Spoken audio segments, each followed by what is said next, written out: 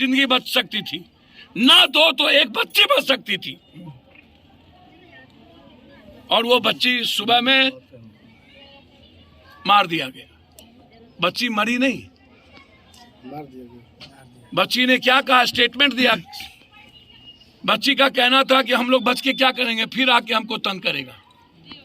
इसका मतलब है कि जो भी टुन्ना सिंह, मुन्ना, चुन्ना, खुन्ना, जो भी सिंह है, वह कहीं ना कहीं गलत हरकत उन्होंने किया होगा।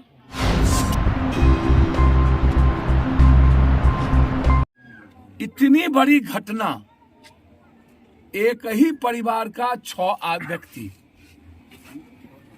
इसको सोसाइटी किस रूप में लेती है हमको समझ में नहीं आता। एक निर्भया हुआ था तो दिल्ली की सरकार बदल गई, एक निर्भया, और अब 80% निर्भया दिल्ली में हो रहा है। दिल्ली में बलात्कार के घटना में जा रहा हूं। कल भी मैं समस्तीपुर से जीभ काट दिए गए, इंटरनल पार्ट काट दिया गया। यह घटना, इसको इतने सस्ते में, इतने हल्के में गवर्नमेंट के द्वारा, सरकार, ना तो नरेंद्र मोदी जी ने एक ट्वीट किया, बम ब्लास्ट हुए थे भागलपुर में तो सबने ट्वीट कर दिया था जिसमें घर ढह गए थे। ना तो नीतीश जी ने ट्वीट किया, ना तो तेजस्वी जी ने ट्वीट किया, ना किसी को ट्वीट करने की फुर्सत हुई। यह आत्महत्या नहीं है, यह मर्डर है, मर्डर। यहाँ MP MLA आकर के बोलेंगे, कोई भी आदमी आएगा बोल देगा आत्महत्या है, मैं क्या करूंगा, ये आत्महत्या है क्या? आपको 4 गुना पैसा आपको मिल गई, जो पैसा आपसे लिया आपको 4 गुना दे दिया।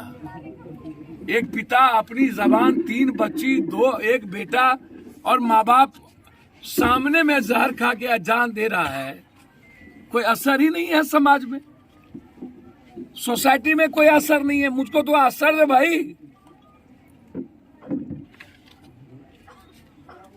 और कह दीजिएगा जैसी करनी वैसी भोगनी, या भाग यार किस्मत।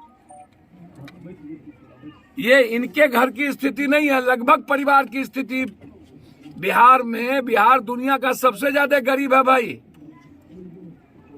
नरेंद्र मोदी जी को पहले चाइना और वियतनाम से पहले, और बड़ी बड़ी, आप रोजगार की बात आप करते हो ना। कल एक चाय वाली ने रो रो के कहा कि बिहार में कोई लड़की और कोई औरत रोजगार नहीं कर सकती, ग्रेजुएट चाय वाली, और अपना उसका सब कुछ उठा के लेके चला गया। अब वो कह रही है कि लड़कियों को बिहार में निकलने का राइट नहीं है। यहाँ स्मैक बिकेगा, यहाँ पर कोरेक्स बिकेगा, यहाँ पर ड्रग्स बिकेगा, सोल्यूशन बिकेगा, यहाँ शराब बिकेंगे, यहाँ कौन सी कहते हैं, नहीं आरा में जो बिकता है गांजा, नहीं गांजा नहीं, और भी चीजें हैं। यहाँ पर सब कुछ बिकेगा, लेकिन यहाँ चाय नहीं बिक सकती। डेली उसके ठेले के उठा के लेके चला जाता है पैसे के चलते, नगर निगम। अब वो कह रहे हैं कि बिहार में लड़कियों को बोलने का कोई अब भैया हमको तो बताओ ना, बिहार में सिर्फ, और जो लोग यहाँ बड़े बड़े माफिया हैं, बड़का 1 करोड़ रुपया 2 करोड़ रुपया PM केयर्स फंड में देता है और मुख्यमंत्री केयर्स फंड में जाके देता है। अरे बाप मेरे, आपके एक फोन से या परिवार बच जाता है, या 10 लाख रुपया। हमको तो जानकारी में कोई, तो अब यदि कोई जानकारी हिंदुस्तान में पप्पू यादव को हुई है या होती है, यदि मैं 34 करोड़ रुपया कोरोना में मैं हर घर पहुंचा सकता हूं, तो एक परिवार को मरने देने की कोई संभावना इस जन्म में क्या 7 जन्म में नहीं हो सकता? यदि 11 दिन 11 करोड़ रुपया का खाना पटना के बार में हम एक बेटे की तरह पहुंचा सकते हैं, तो इस परिवार के इसके मम्मी पापा को, बच्चों को तो मैं अपनी बेटी की तरह मरने तो हम नहीं देते।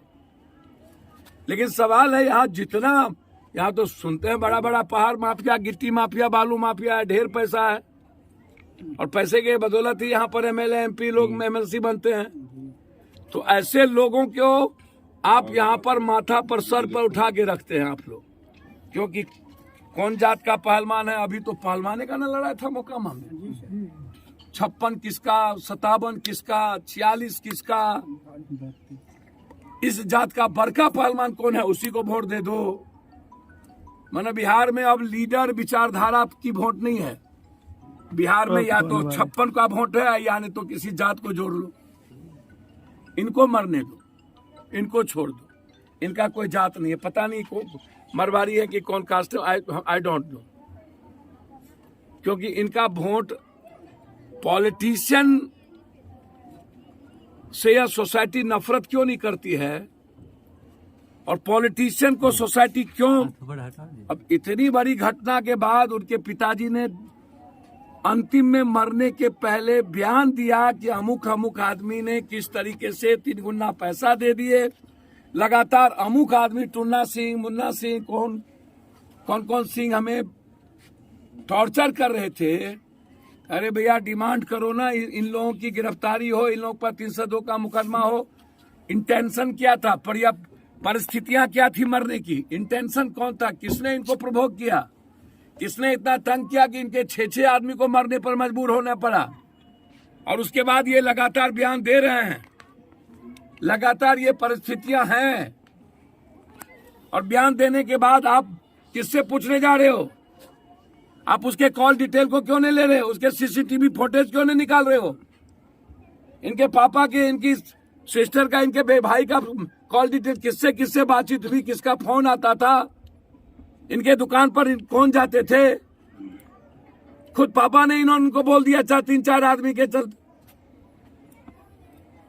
बिहार में जो आज, अब आप सहारा को देखो ना, सहारा इंडिया की स्थिति यह है कि लगभग लोग यहाँ लाखों लाख लोग आत्महत्या करेंगे। सहारा इंडिया को प्रोटेक्ट कौन कर रहा है? जितने नॉन बैंकिंग बैंक हैं, प्राइवेट बैंक, और उसके बाद जितना सूद लगाने वाला नवादा में, नालंदा में या किसी शहर में है, ये प्राइवेट है और वसूला जाता है गुंडा के द्वारा।